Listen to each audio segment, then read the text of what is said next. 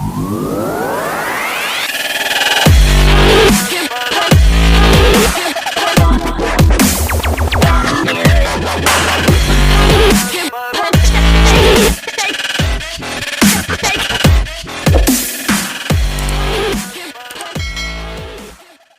this video, ituturo ko sa iyo kung paano mag-create ng Gcash account.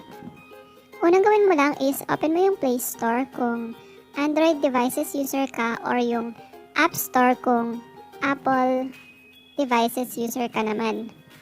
Search mo lang yung Gcash and click install. So, hintayin mo lang siyang mag-install. After ma-install is open mo lang siya.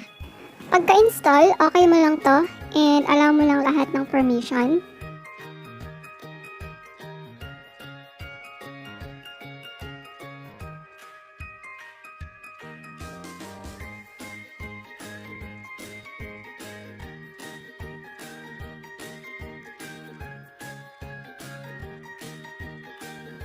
And click register. Next, enter mo lang dito yung phone number na gagamitin mo. Tapos dun sa phone number na ginamit mo, makaka-receive ka ng 6-digit code. Enter mo lang siya dito. Tapos i-fill out mo lang yung mga details about you dito. Yung first name, last name, birth date, address, at yung email address. So kung wala kang email address, pwede ka namang gumawa sa Gmail. And kapag okay na, i-click mo lang tong continue and review mo lang ulit yung information na nilagay mo. Dito sa referral code, optional naman to, pero kung gusto mong makareceive ng 50 pesos, maglagay ka dyan. Pwede mong gamitin yung sa friend mo or sa kakilala mo. Meron din dyan sa description sa baba. After that, kailangan mo mag-set ng 4-digit PIN. Make sure na matandaan mo to kasi kapag ino-open mo yung app, kailangan mong i-enter muna itong PIN na to bago mo ma-open yung account mo. Kapag okay na, click mo lang tong proceed to login. Ngayon, kung gusto mong ma-access yung ibang available features ng Gcash account mo, like itong Gcash Mastercard, Send Money, Cash Out, Request Money, and yung mga to, gagawin mo is ipa-fully verified mo yung account mo.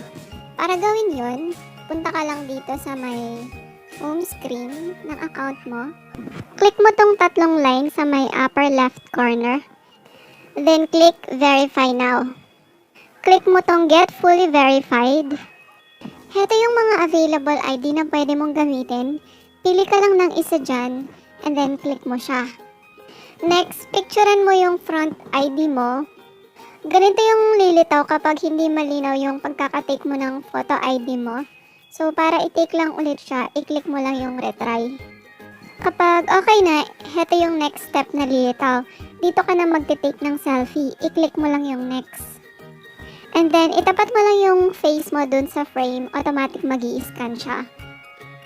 And then dito, i-fill out mo lang ulit yung mga kailangan na details. Tapos, i-review mo lang ulit yung mga information about you kung correct. And kapag okay na, i-click mo lang tong I accept the terms and conditions and click confirm. And then, mga within 30 minutes lang, so mabilis lang siya, makaka-receive ka na ng email or text na approve na yung application mo to upgrade your account. So, pwede mo na nung magamit yung mga ibang features ng iyong Gcash account. There you go! Ganun lang kadali mag-create at magpa-verify ng Gcash account. If you think nakatulong sa'yo ang video na ito, please give it a like and don't forget to subscribe to the channel. Thanks for watching!